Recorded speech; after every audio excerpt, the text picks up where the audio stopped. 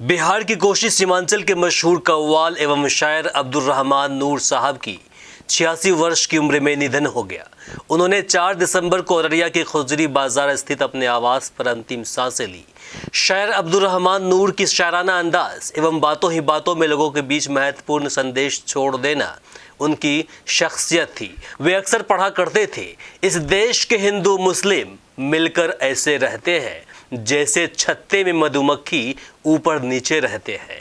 हम हैं हिंदुस्तानी, इसकी सदा रहेगी जवानी।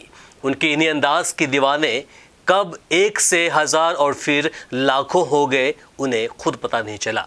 अब्दुल रहमान नूर ने 1995-96 में आकाशवाणी पूर्णिया में एक कव्वाल एवं शायर के रूप में ज्वाइन किया। वर्षों तक वे आकाशवाणी से जुड़े रहे और अपना प्रोग्राम देकर लोगों को मनोरंजन करते रहे। इस दौरान उनके लाखों चाहने वाले फैन बनते रहे। अब्दुल रहमान नूर का जन्म 1937 में अररिया के बड़गांव प्रखंड क्षेत्र के धनेश्वरी वार्ड नंबर 15 में हुआ। अपने पैतृक आवास में ही वे पले बढ़े।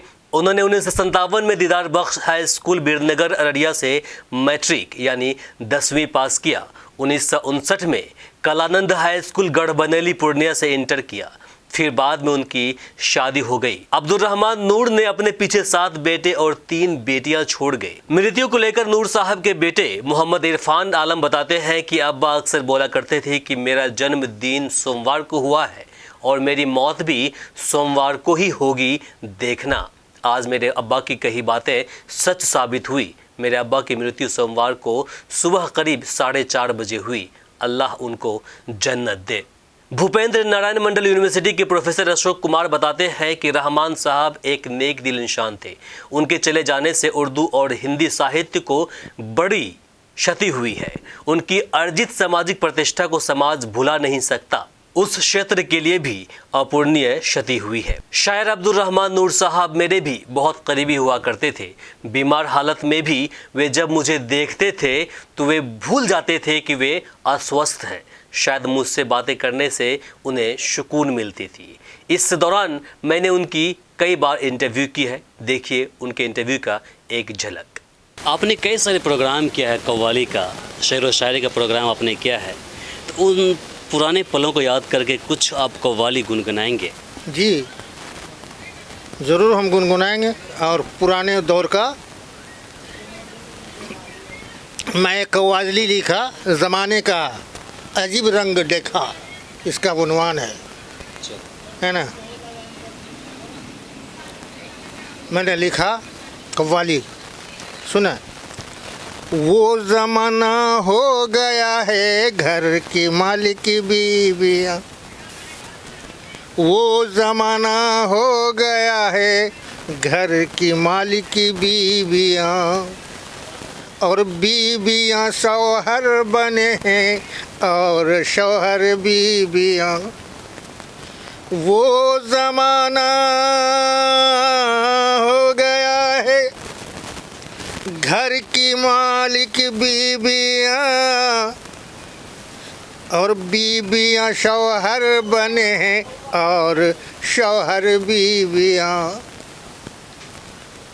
ब्याह करके लाए घर में हो गया 2-4 दिन, ब्याह करके लाए घर में हो गया 2-4 दिन। अरे फिर लगी सिक्का ज़माने घर में मेरी बीवियाँ, फिर लगी सिक्का ज़माने घर में मेरी बीवियाँ, और बीवियाँ शौहर बने हैं और शौहर बीवियाँ। बीवी कहती है घर मुझे ला करके दोगे तो रहूँगी बीवियाँ, घर मुझे ला करके दोगे तो रहूँगी बीवियाँ, वरना अपनी मुद्दवा पूरा करूँगी गैर से। अरे दुश्मनों के साथ में देखोगे अपनी बीवियाँ, दुश्मनों के साथ में देखोगे अपनी बीवियाँ। गांव-गांव जा कर के हम गाते थे, प्रोग्राम देते थे अपना, है ना। तो प्रोग्राम में क्या होता था, औरत मर्द बूढ़ा बच्चा सबके सब आता था और सबके सब खुश होता था और प्रोग्राम को सुन करके, और रास्ते पर भी आता था। एक साक्षरता गीत मैंने लिखा ठेठी में, पढ़ ले काकी गे, उम्र बहुत छो बाकी गे, हे गे पढ़ ले काकी गे, उम्र बहुत छो बाकी गे, हे गे नहीं पढ़वा तो पछतई है तो ठेठी है, हे गे नहीं पढ़वा तो पछतई है तो बैठ के बुनिया ढाकी गे, पढ़ ले काकी गे, उम्र बहुत छो बाकी गे, पढ़ल पुतहुआ घर में आई तो अंग्रेजी में बात बनई तो, पढ़ल पुतहुआ घर में आई तो अंग्रेजी में बात बने तो,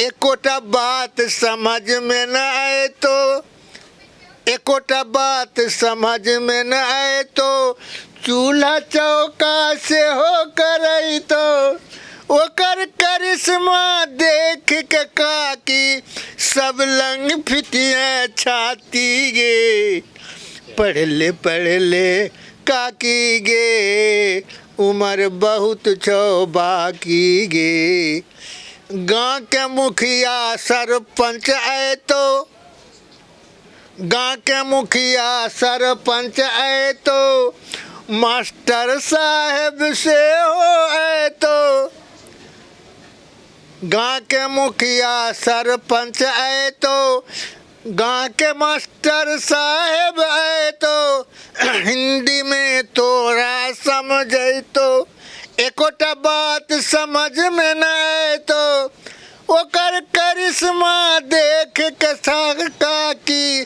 सब लंग फिटी है छाती गे, पढ़ ले काकी गे, उम्र बहुत छो बाकी गे।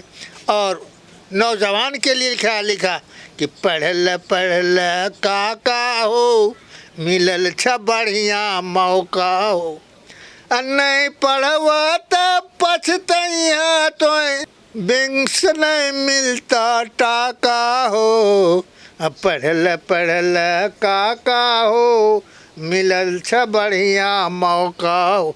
हमारे इस चैनल को सब्सक्राइब करें, साथ ही बेल आइकन पर प्रेस करना ना भूलें ताकि हर अपडेट्स आप तक पहुंचती रहे।